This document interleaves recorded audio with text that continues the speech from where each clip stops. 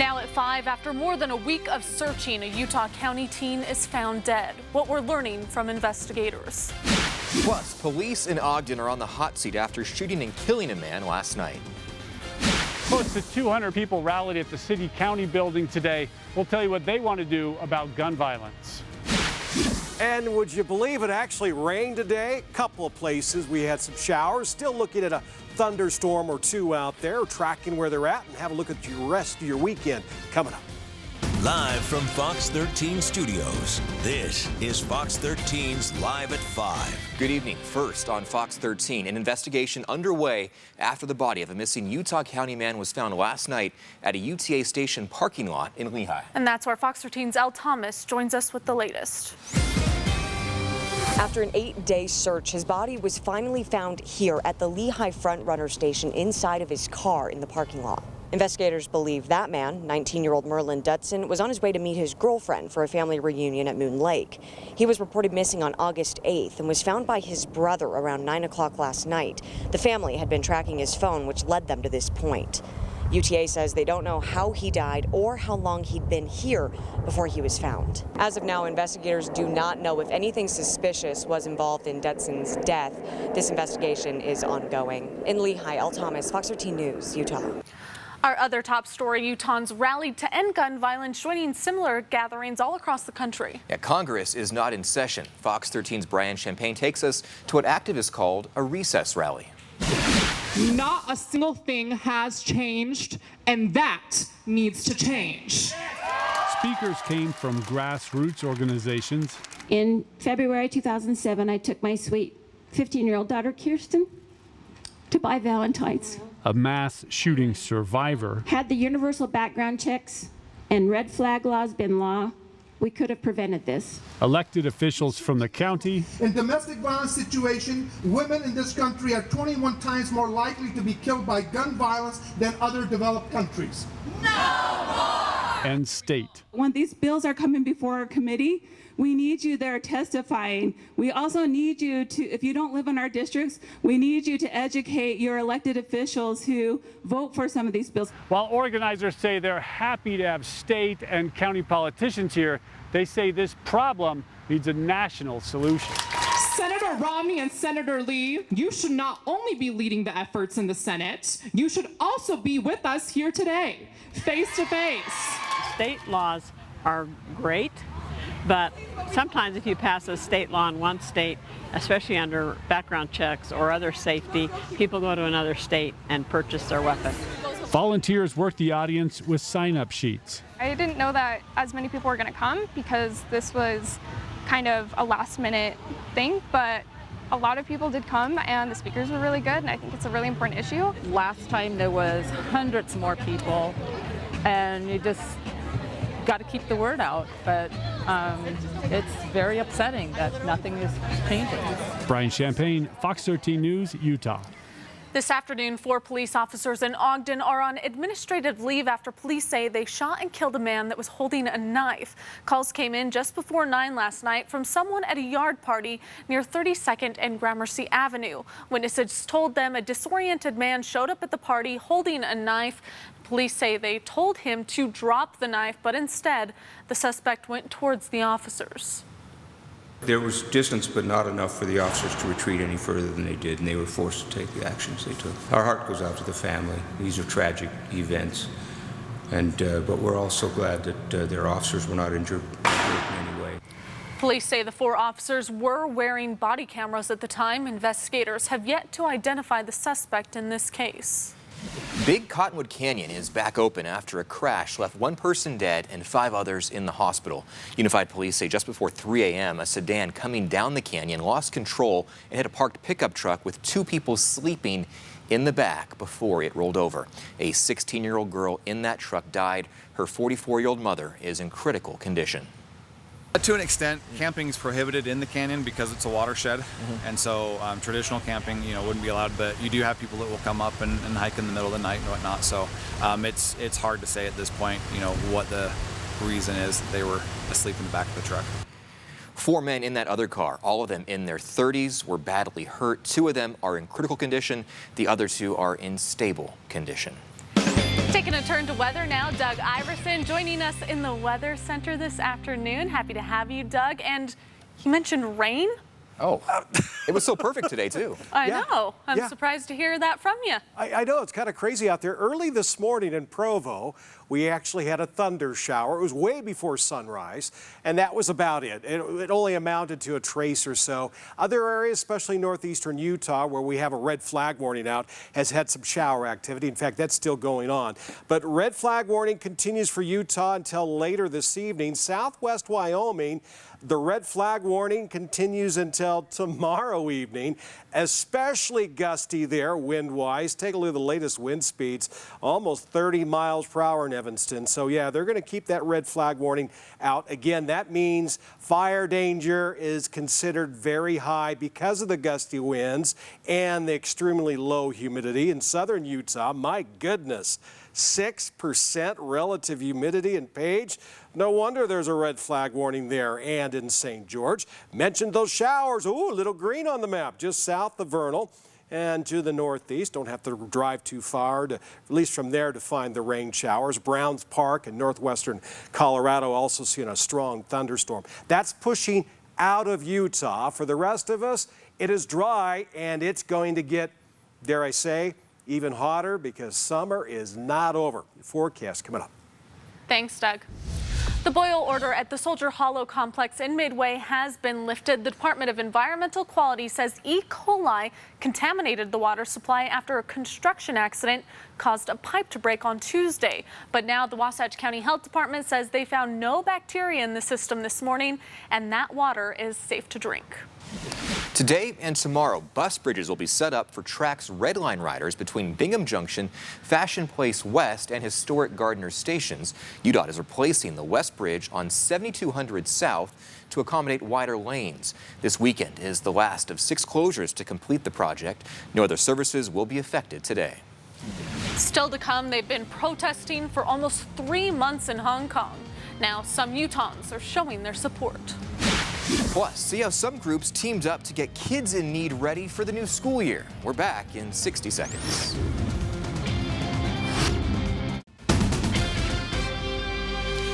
Welcome back. An El Paso man buried his wife of 22 years this morning, 2 weeks after losing the love of his life in that mass shooting at a Texas Walmart.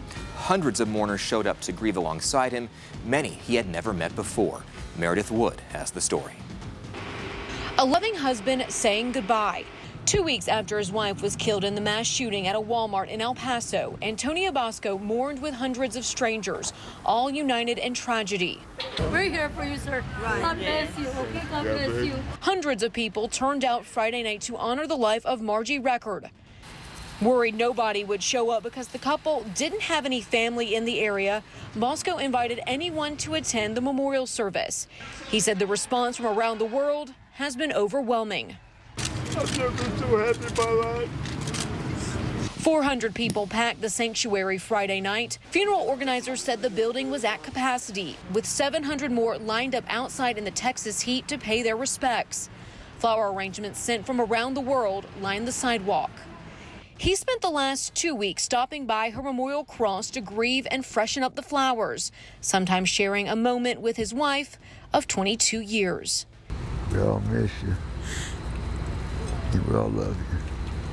So does El Paso. Meredith Wood, Fox 13 News, Utah. In Louisiana, a journalist is dead after a plane crash. 53-year-old Nancy Parker, a reporter for WVUE, that's the Fox affiliate in New Orleans, was flying in a stunt plane with an airman who fought in World War II, working on a feature story. Now, the FAA says the plane the two were flying in went down just a half-mile south of an airport. The NTSB is headed down to New Orleans to investigate what went wrong. At least 3 people were arrested in Portland, Oregon today. It came as left-wing anti-fascist demonstrators gathered to protest a rally by far-right and extremist groups. It was not clear which groups people who were arrested were associated with. For days, Portland authorities condemned hate and warned residents to stay home as far-right groups planned a rally aimed at ending domestic terrorism with a focus on Antifa extremist groups. An animator known for his work on Who Framed Roger Rabbit and The Pink Panther has died. Richard Williams was credited as a trailblazer of live-action integration with cartoon characters. Richard's daughter says he died of cancer at his home in England. During his career, Williams won 3 Oscars and more than 250 other international awards. Richard Williams was 86 years old. The acting Customs and Border Protection Commissioner is touting President Trump's latest immigration victory in the courts. An appeals court has ruled that the president can bar migrants from seeking asylum at the border, but there are restrictions. Fox's Jillian Turner has the story. A San Francisco appeals court has, for now, sided with President Trump and will allow his new policy to go forward. It's designed to limit asylum requests from immigrants in Honduras, El Salvador, and Mexico. The San Fran court yesterday afternoon blocked a nationwide injunction from a California judge that had stopped Trump's team from implementing their policy. That court order reads in part, quote, "The district court clearly erred by failing to consider whether nationwide relief is necessary to remedy plaintiffs' alleged harms. Based on the limited record before us, we do not believe a nationwide injunction is justified." The acting Customs and Border Chief says this order will pave the way for the fulfillment of a top-tier priority. In those states, Texas and New Mexico, where we can institute this now, this will be a game changer. It will allow us to absolutely institute an initiative now we truly believe will help stem the flow of illegal immigration. For months, the White House has been tussling with individual federal judges who've tried to fight the president's policies by imposing these nationwide injunctions. But California officials say the reality, though, is the Trump administration doesn't like foreigners or immigrants. This Trump rule weaponizes nutrition, healthcare, and housing. It acts like a ticking time bomb. It's remarkable what this administration is up to. It's insidious beyond words, and California will have none of it. Next up on this case, the Ninth Circuit will hear oral arguments October 1st on the merits of the lawsuit filed by immigrant rights groups opposing the asylum policies. They plan to make the case that the Trump rule will hurt children the most. In Washington, Jillian Turner, Fox News. Doug here with weather now, and if you've enjoyed the cooler temperatures, well, sucks for you. Yeah, because it's going to change, isn't it, Doug? Yeah, not much of a cool down, but hey, this time of the year, we'll take whatever we can get out there. Temperatures down a few degrees. Maybe you've noticed the last few days. Splitting hairs right now. Doug Iverson in for Breck Bolton. You have to put up with me another day or two. He should be back next weekend. We're putting up with a lot of heat and a lot of wind in southern Utah. We'll call it hot and windy in St. George right now.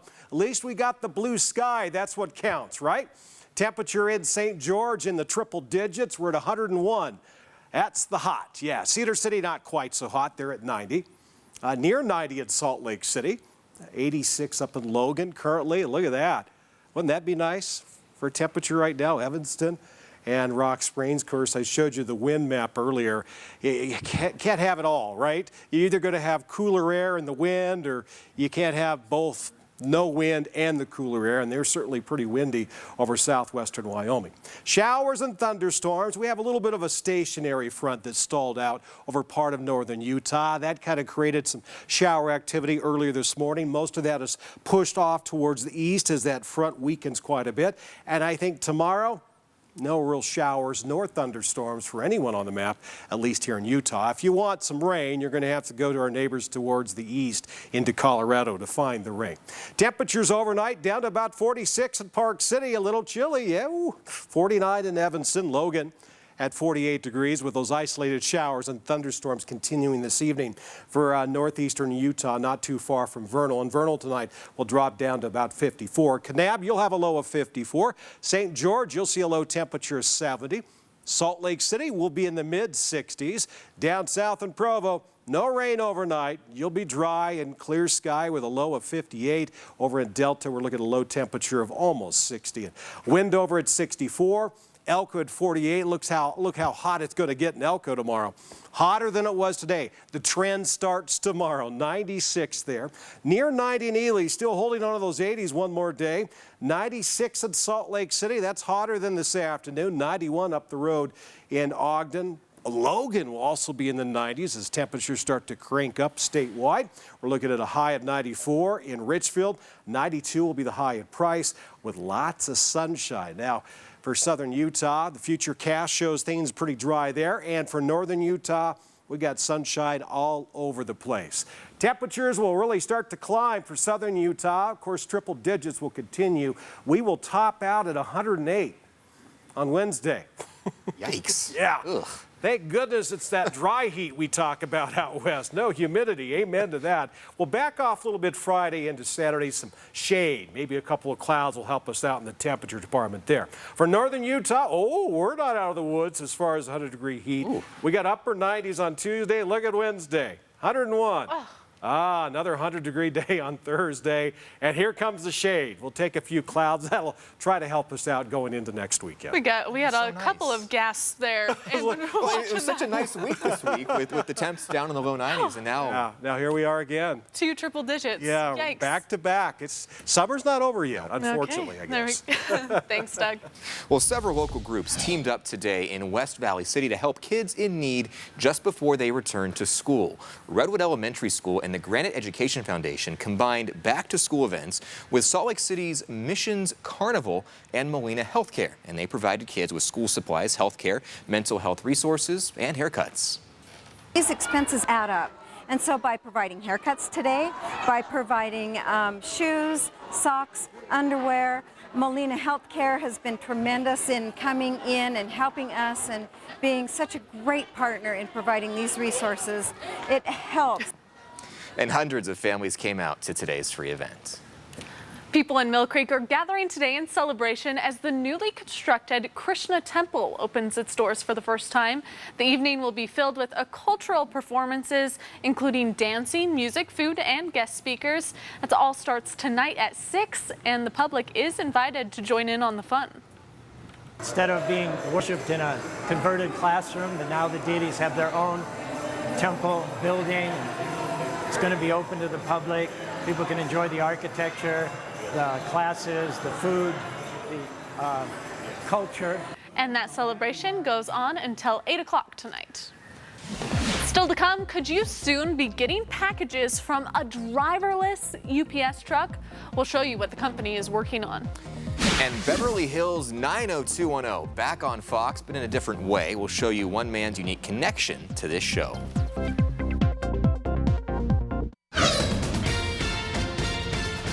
Welcome back. In today's Money Watch, we have an update to that massive breach at Capital One. Yeah, cybersecurity employees say they actually tried to warn the executives of the breach. The Wall Street Journal says they reported what they saw as staffing issues and other problems to the bank's internal auditors, HR department, and other senior executives. Capital One last month disclosed that a hacker accessed the personal information of about 106 million of its card customers and applicants. The hack was one of the largest in recent years. UPS hoping a company called Too Simple can deliver on self-driving technology. UPS, a minority investor in this startup. Too Simple's vehicles are being tested on a route between Phoenix and Tucson to see if they can make the route any more efficient. Too Simple and UPS will also monitor safety data and the distance and time the trucks travel autonomously. Disney continues to break records at the box office. The company announced that Toy Story 4 surpassed the $1 billion mark on Wednesday. No shock there, becoming the 5th movie from the studio to do so just this year. It's now the 8th highest grossing animated movie of all time. So far, 4 other Disney films have passed on the $1 billion this year. That's Captain Marvel, Aladdin, The Lion King, and Avengers Endgame. Well, I'm so happy about this next story. 2019 seems to be the year of flashbacks for 90s kids. The crew from Beverly Hills 90210, yes, they are back on TV. He really is excited. He talks about it a lot. Fox's Haley Winslow went back to an iconic location from the original show. To millions of fans, this house feels like home. The show's art director found the house in 1990 in the 1600 block of Altadena Drive and had the location manager stop by. He came by and he said, How would you like your house in the movies? Beverly Hills 90210 filmed at Jake Stanton's house 5 to 10 days a year. You dance up the home as if you're going to have a party and then you weren't invited. But then when they're left, then you had to clean up. The house was built in 1928. Stanton moved here in 1984 and has done a lot of work to it. It was exciting to see your home on television. When my son was about 8, I saw him in the second season, he was running across the street and back. I go, what are you doing? And he goes, I'm getting autographs from the actors, and I'm going over there and I'm selling them. Mrs. Ross doesn't need you to babysit tonight. Katie has chicken pox. Along with the outside of the house, much of the inside was also used on 90210, although it doesn't look exactly the same.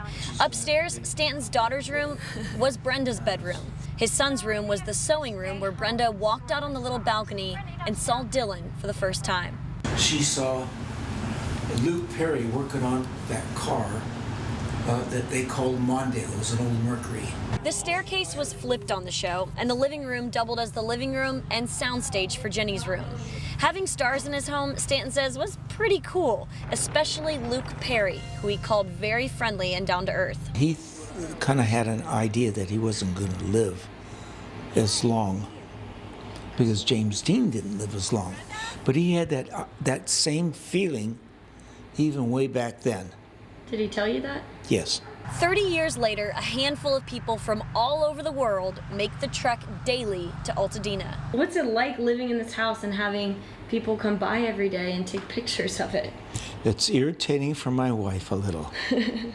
But as long as they stay down there and watch and take pictures down at the street, fine. But I've come home and found people looking in the back window. Yeah, I can see why his wife isn't a big fan of that. That was Fox's Haley Winslow reporting. And of course, be sure to check out BH 90210 Wednesday nights right here on Fox 13. Still to come, new research is working to make the flu shot more effective, but it begins far from the lab. We'll have the details on the unconventional method to predict the next flu outbreak coming up. Thousands of protesters hitting the streets for another weekend of pro-democracy demonstrations. I'm Susan Lee in Hong Kong. More coming up. Live from Fox 13 Studios, this is Live at 5:30. Thanks for staying with us at 5:30. I'm Kirsten Nunez. And I'm John Franke. Right now, protests in Hong Kong are continuing to boil over, and they've been going on now for 11 weekends. Today, people right here in Utah stepped up to show their support. And we'll show you their demonstration in just a moment, but first, Fox correspondent Susan Lee shows us how much these protests have grown out of control. The 11th straight weekend of pro-democracy protests kicking off in Hong Kong Saturday. Thousands of school teachers joining the demonstrations, marching under rainfall and occasional thunderstorms, expressing their support to other activists, many of whom are students. We still want to use our method, which is peaceful, to tell the government that we want them to withdraw the bill, extradition bill. Other protesters shining laser pointers at riot police, a move that they adopted after authorities deemed the pointers to be weapons. Meantime, pro-government and police supporters also holding a rally Saturday. Many of the participants waving Chinese flags, giving thumbs up to the police. The ongoing demonstrations highlighting the political divide in the semi-autonomous Chinese territory. Chinese paramilitary forces are moving closer to Hong Kong, carrying out crowd control exercises just across the border, using shields, batons, and other riot control gear. Their actions sparking fears of a violent crackdown by Beijing, which is now referring to the protests as terrorism. Police in Hong Kong say there's still time to avoid military intervention.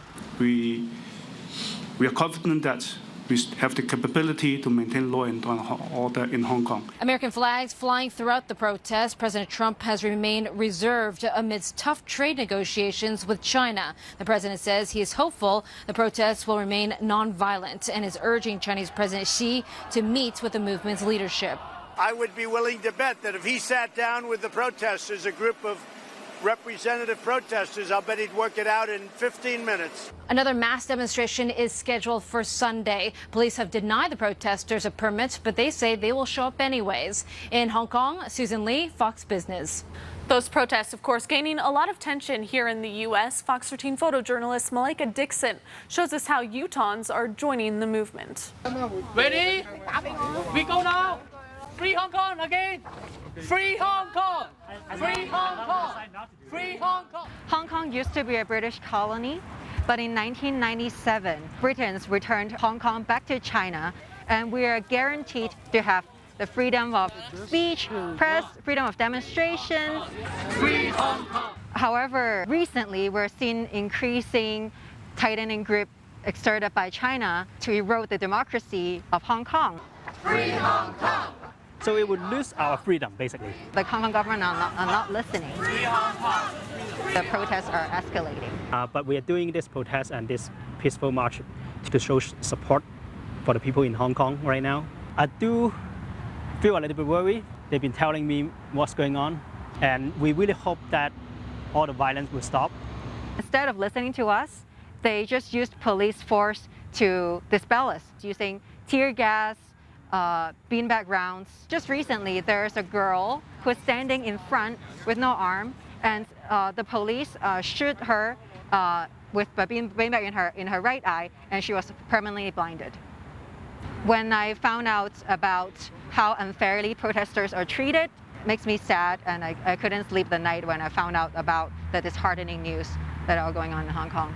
People are in fear right now. I hope this march can help my friends in Hong Kong to feel supported. At this point, protesters we spoke with say future demonstrations could even happen in Salt Lake City if they get enough supporters.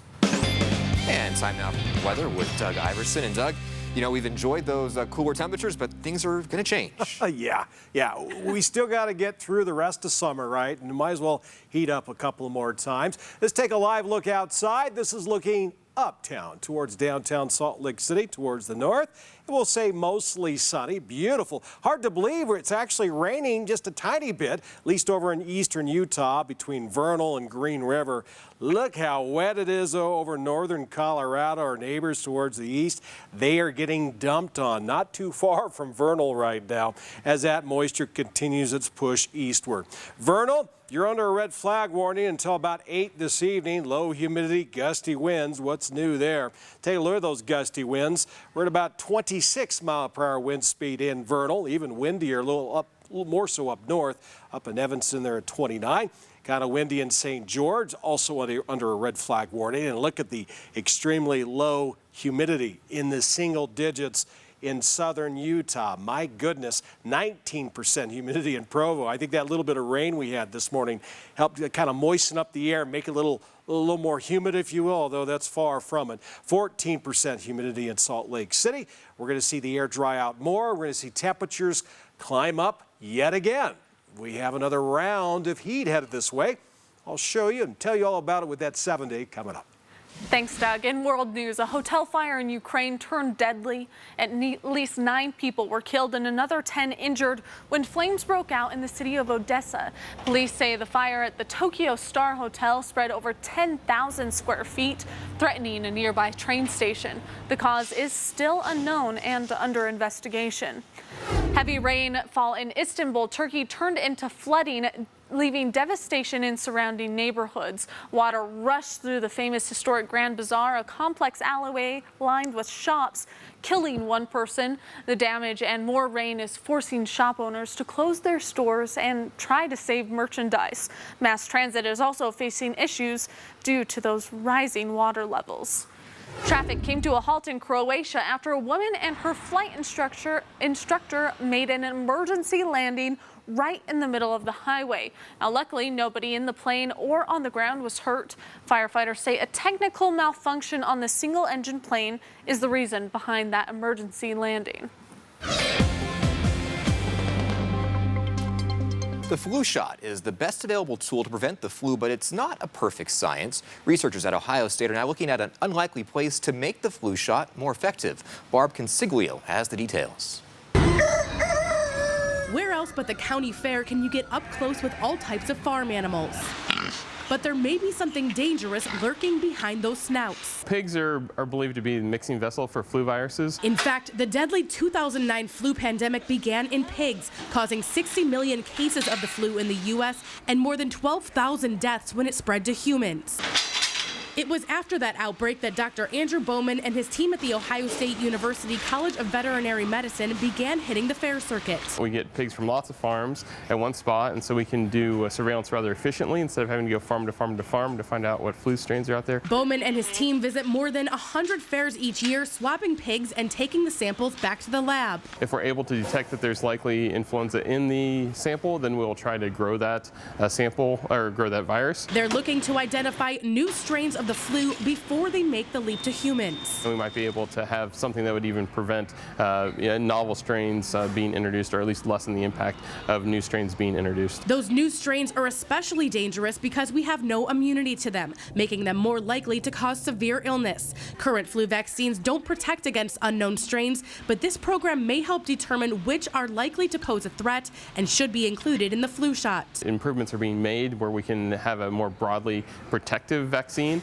so we wouldn't have to have that guess occurring every year. Something that sounds great to those like Rebecca Jordan, who does everything possible to protect her family from the flu. We get that flu shot every year, so if there was something that they could do, some kind of research they could do to make that more effective, it would definitely make us feel a lot more safe when it came to flu season. At The Ohio State University, this is Barb Consiglio reporting.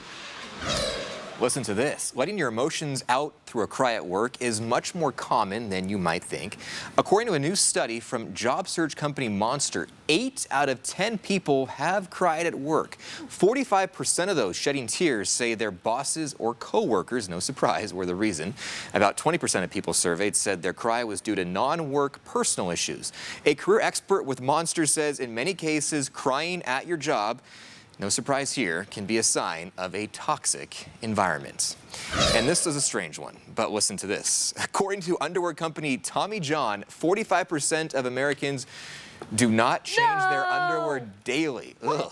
The company surveyed 2,000 men and women, and they say 45% admitted to wearing the same pair 2 days or longer. Oh, wow. Health experts recommend changing underwear daily, of course, to decrease the buildup of bacteria, especially if you're sweaty, no surprise there, or just finished a workout.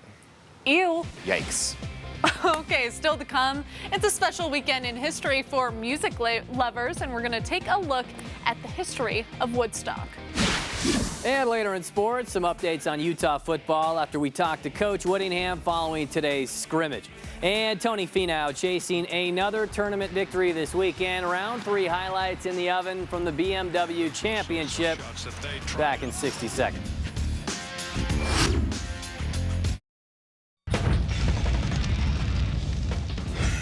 And welcome back. In today's Hot Shots, one library gets a blast from the past, and today, a special day for all of us here in the Beehive State. But of course, first, police in Hawaii are looking for someone accused of vandalizing a sand sculpture.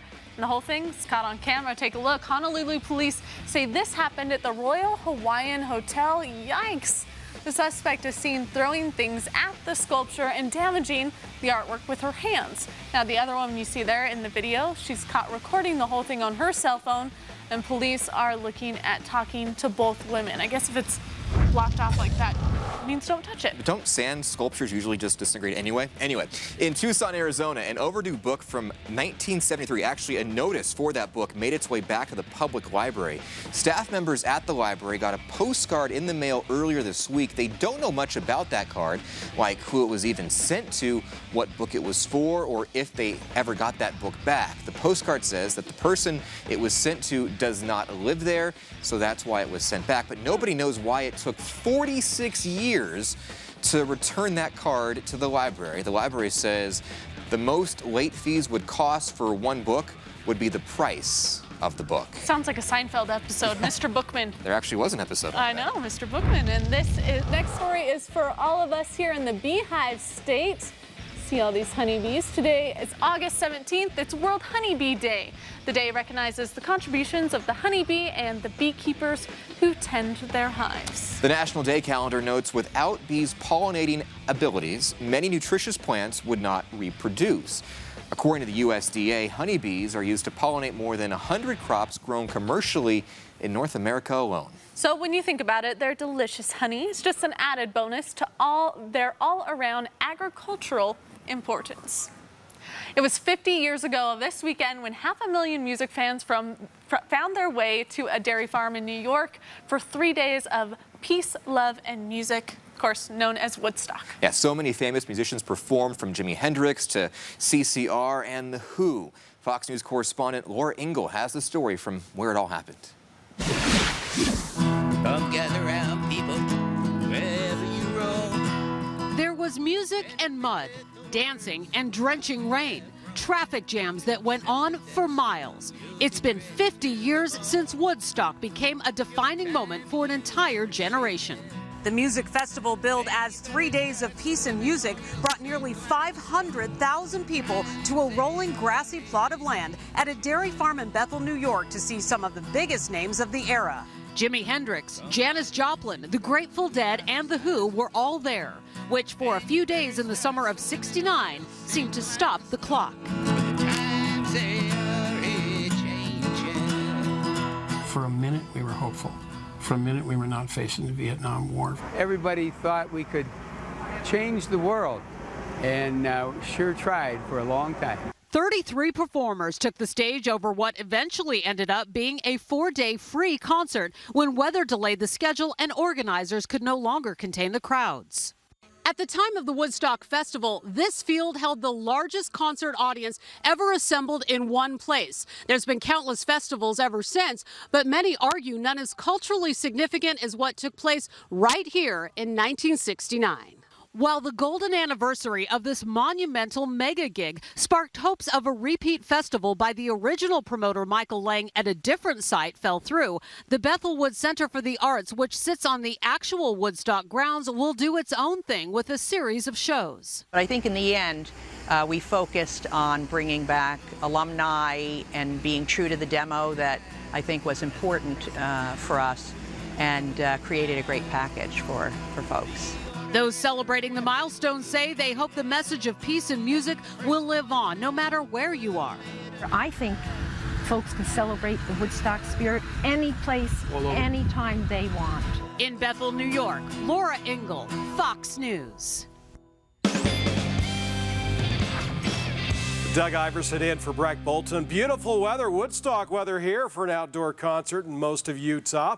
In fact, beautiful weather to maybe get some things done around the house, maybe something done to the car, if you know what I mean. Take a look at the car wash forecast. Yeah, tomorrow a lot of us like to kind of take the day to rest, but you don't want to go to church with the dirty car, do you? Well, if you want to wait until Monday, you're okay. We're still in the green, and yes, you can wash your car and don't have to worry about any rain on Tuesday.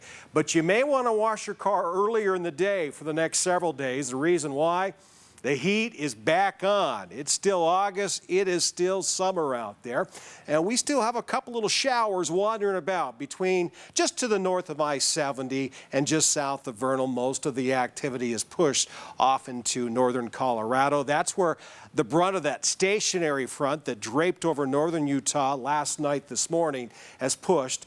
So that's why we're seeing a lot more shower activity. It's slowly pushing towards the east. We have relatively cooler air. Maybe you noticed the cool down we had last couple of days. I mean, not quite as hot as it was earlier in the week, right? Well, that cool down meeting up with some warmer airs created a focal point for those showers. So that's why we had a little shower this morning around Provo. That front was basically right over the top of Utah Valley, and now it's pushing well into Colorado. Temperatures in Colorado, at least in Denver, at 81. We're 20 degrees cooler up in Billings at 61 degrees, almost 90 in Salt Lake City right now. Boise in the mid-80s, and the triple digits, they just keep on coming for the desert Southwest. Phoenix at 107 right now. Any cooler tomorrow? Yeah, 107 again tomorrow in Phoenix. Vegas will top out at 104. 96 here at Salt Lake City. That's a smidgen warmer than it was this afternoon. And speaking of warmer, Billings, wet and cool today, won't be the case tomorrow. they're back in the warm zone. 88 for a high, 79 though in Rapid City, up in Bismarck, North Dakota in the mid-70s. Closer to home, we're in the mid-90s in Delta, Fillmore, 92 in Tooele. So a hotter day for a lot of us, almost 90 in Ely. For southern Utah, look at all that sunshine. Look at the 100s on the map. 101 in St. George, Bullfrog and Hanksville, you'll top out at 100. 10 degrees cooler like it usually is over in Blanding with an afternoon high of 90. And we got a lot sunnier sky to enjoy over northeastern Utah. No real threat of showers nor thunderstorms. So Vernal, much sunnier. Brighter day for you, and a little bit warmer too. We'll be up to about 94. Green River will be in the triple digits. Green River, Utah with a high of 101. Wasatch Front, Wasatch back. Temperatures ranging from the lower to mid-90s up and down the Wasatch Front. Cache Valley at 91. Park City even warmer at 85 degrees. Your planner tomorrow slightly hotter than it was today. A warm one tomorrow evening at 90 for southern Utah. We got more heat, more triple digits, and certainly more in the 7-day forecast. Take a look-see here. We'll top out 108. That will be the hottest day, and that will come on Wednesday. And we'll stay dry for southern Utah. A little extra shade in the form of clouds next Friday and Saturday. Northern Utah, the heat is on. Warming trend kicks in tomorrow. Upper 90s Tuesday. Look at those 100s Wednesday and Thursday. Just 1 degree shy of tying the record high for those days. Just goes to show how hot it will be. Backing off just a tiny bit Friday and Saturday. Tony Finau continues to chase that first stateside PGA Tour victory, and with the FedEx Cup playoffs underway this week in Illinois, another golden opportunity presented itself with Finau entering round 3 of the BMW Championship, just 1 stroke off the lead. Hideki Matsuyama, the one guy that he was chasing going in. Speaking of, nice chip. The 2 bounce and roll. Matsuyama, though, dropping back a bit today. In fact, there were a lot of great shots. None better than Tony at hole number 4, shot number 2 of the par 4. Watch it just stick and beeline straight for the cup. But the reaction or lack of is priceless. Yeah, just another Saturday for me. Go to 8, where he shared the lead with Justin Thomas. And then later, reaching for the wedge again, out of the beach and nearly makes it, just rims away. The West High product remains in second, along with Patrick Cantlay at -15. Thomas did reclaim the lead outright with a gorgeous chip of his own. He shot a course record 61 today to lead by 6 strokes, following a near-perfect back 9. The Ute captains are in. The team voted on them today, with seniors Tyler Huntley and Darren Paulo representing the offense. The 2 preseason All-Pac-12 first-teamers Bradley and I and Lucky Fotu will lead the defense, while Ben Lennon will represent these special teams. The punter from Australia is only a freshman. Ever since Chaden Johnson suddenly retired from football back in the spring, Utah has held a battle for their starting kicker job. And today we found out that guy replacing Matt Gay, at least to start the season anyway, is the UCLA transfer Andrew Stroud. Stroud played in 5 games over 3 seasons with the Bruins. We had to kick today. Andy Stroud's our guy. You know, he's definitely in #1 right now. Now, that doesn't mean that it's set in stone, because, you know, things can happen between now and the game. There's 12 days, and then when we get into the season, you got to perform in the games. The bottom line is you got to perform when the lights are on in the games themselves. But right now, he has won that job at this point in time. Elite freaking Haynes. You think you're a badass now because you're on full scholarship? Yeah!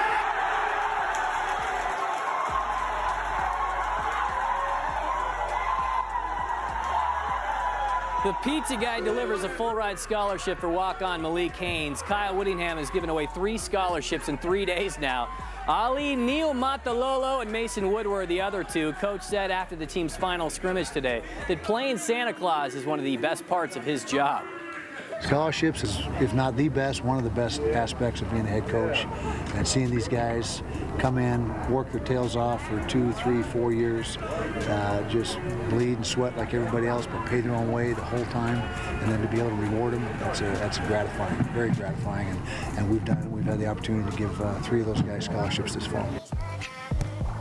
Major League Soccer this season has been LAFC and then everyone else. FC is way out in front of the pack with 55 points. That's 10 more points than the next best team and 14 points better than the second place team in the West. That said, ahead of tonight's bout at the Riot, Real Salt Lake is playing its best soccer of the season with three wins now in 11 days. This is a good point to catch them. You know, we're playing well. You know, they're coming in also. They've been fantastic all year. You know, so it's good for us to catch them on a rhythm like this that we're in. I think the boys are going to be full of confidence, and that's what you want, especially playing against a top team. I know we're going to rise our level to that standard as well, and then we'll see what happens when the ball rolls out. Baseball, the Tribe and Pinstripes going this morning in the Bronx, where the best closer in history, Mariano Rivera, threw out the first pitch. The Yankees going bombing. Didi Gregorius smacks the tar off. It spends a good 8 seconds in the air. New York with the lead in the third. Cleveland evens the game at 4 in the fifth. Yasiel Puig contributing an RBI in the left, scoring Oscar Mercado. But the Yankees were one stride ahead, bottom half. DJ LeMahieu this time, his ball clearing the wall, giving them the best mark in baseball at 83 and 42. And some hoops where former Jazz guard Joe Johnson with this bucket here becomes the Big Three's all-time leader for points in the season with 175. The triplets also beating the Ghost Riders 51-38. This whole 3-on-3 thing getting more popular. As we could form a team. I don't know. Should we? Just post Kirsten. I can't You make a don't want me Put her on the my block team. and just let her hook over the top. I'm tall but very uncoordinated. Look, use your height though. Yeah, it's I just gonna can't go shoot. She against- can run forever, though. She's a marathon queen. She's really good at that, right? Yeah, thanks. Give me more compliments. Little plug. Okay, thanks, Morgan. We'll be right back. Okay, finally on Fox 13, some newlyweds in Ohio are celebrating their holy matrimony with their own video game. Seems kind of morbid, though, by the title. Dylan and Maggie Fishbaugh are 2 engineers from Akron, and they created an arcade game called Till Death Do Us Parts for their special day. It took 8 months from start to finish. So the game was such a success with friends and family that Dylan and Maggie want to start customizing their game for other couples getting married. I mean, it'd be a lot cheaper. Yeah, but the graphics are like 1988 right there. It's not the most quality graphics. We're out of time for tonight. Thanks for joining us at 5, and we'll see you again at 9.